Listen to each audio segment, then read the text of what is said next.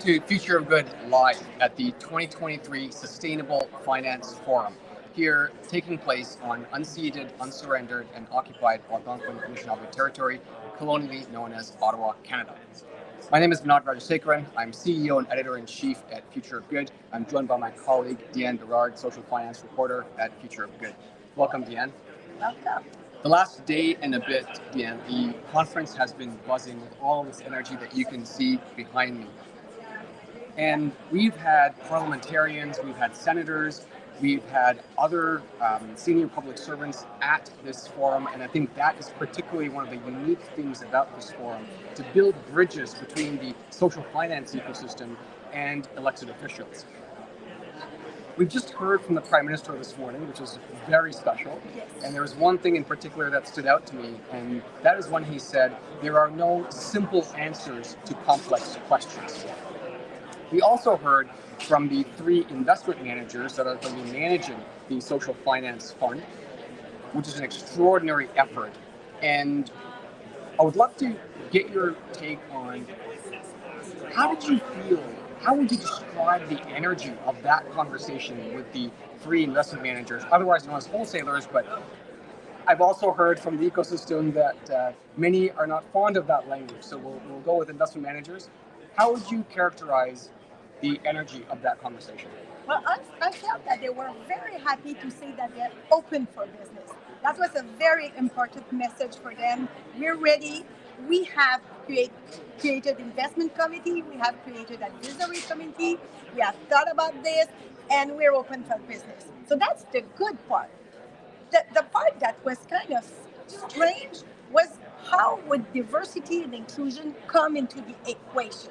So we heard that they're very keen on not only working with partners that are already established, but by creating partners. Like, for example, Bone said that they have their first cohort of emerging managers.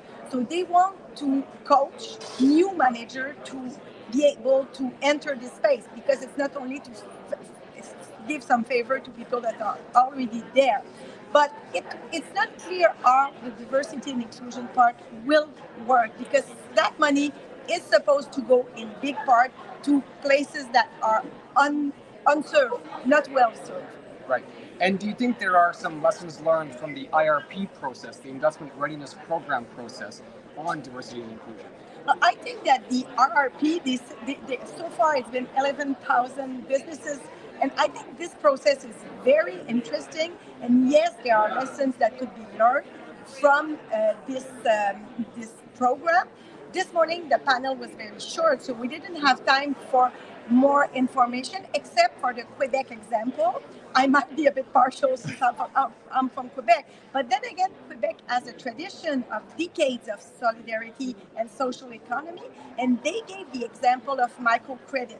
And they said, the Social Finance Fund will serve in part to finance microcredit, which goes to diversity candidates. So that's a concrete example of people who would get small loans, but with the Social Finance Fund, they could get bigger loans, which will help them leverage to have more money somewhere else too. So that's what we want to know. Which underserved community, which underserved social innovator will get those funds?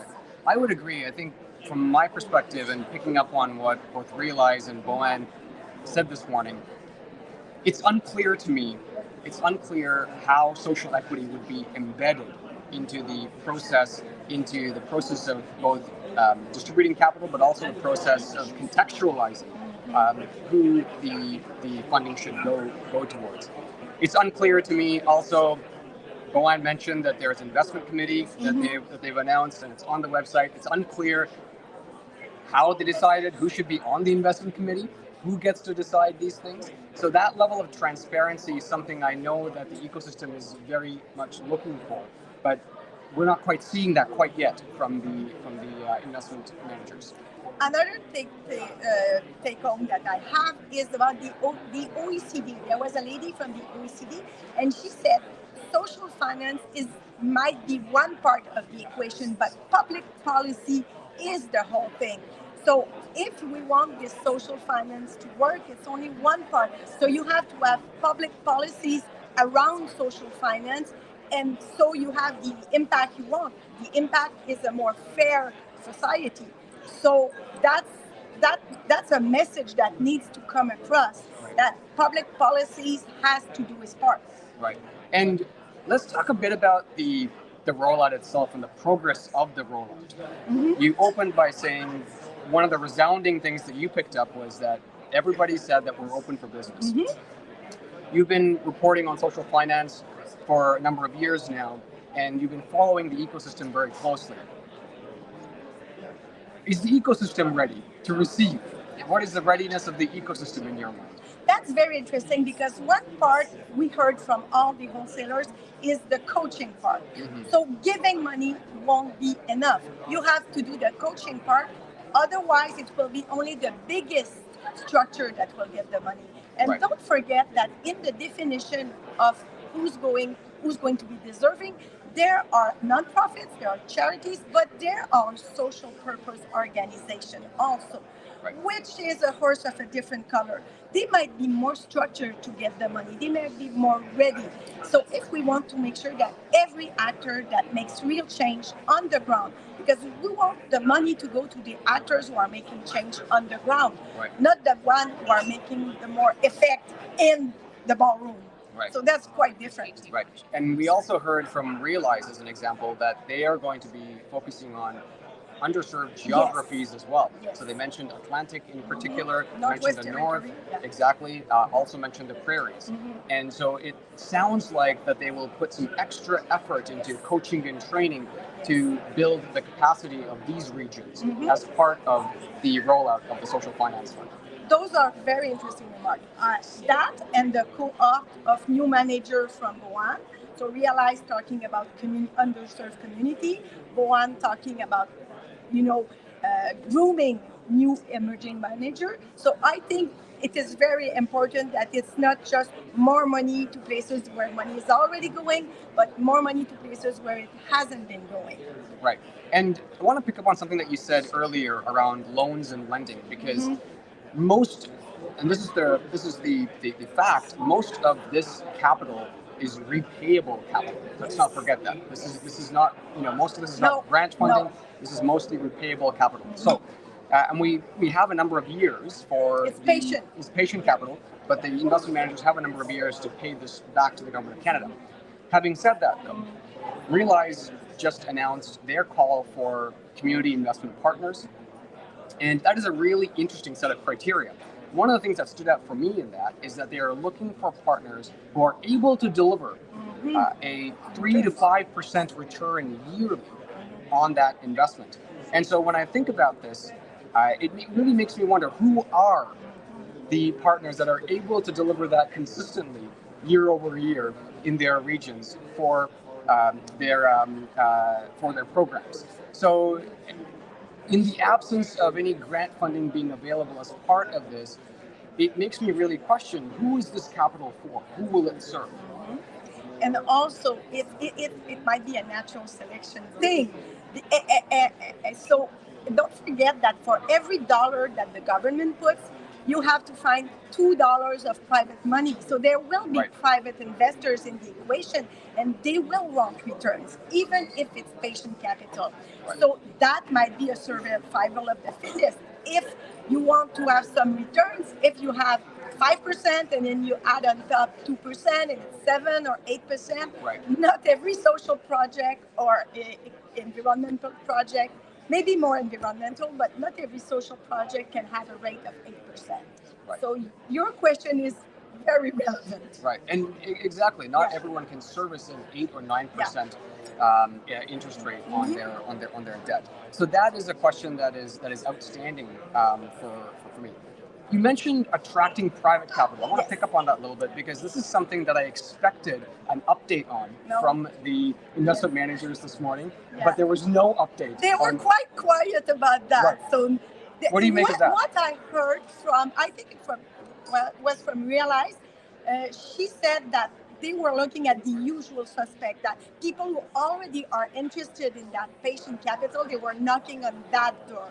So people who are really already savvy with this kind of investment.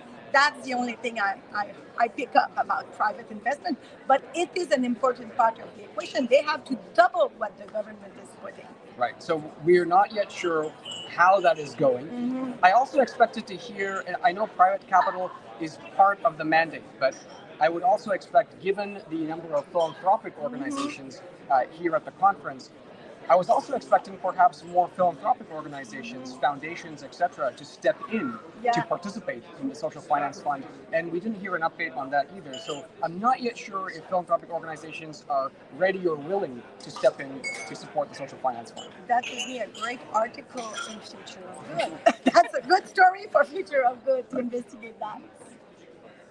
Very lastly, I want to pick up on something that you mentioned around environmental organizations.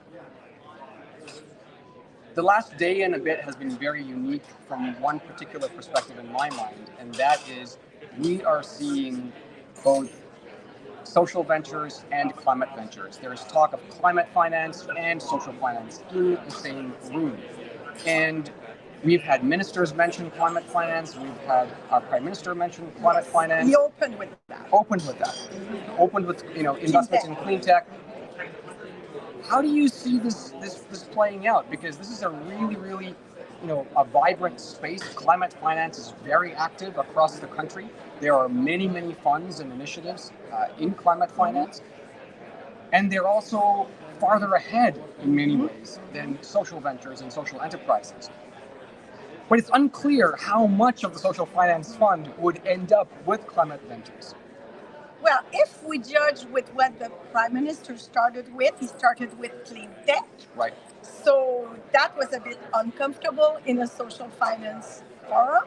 But if I go with my Quebec experience, there is a lot of money in Quebec for clean tech, a lot of very well-structured funds.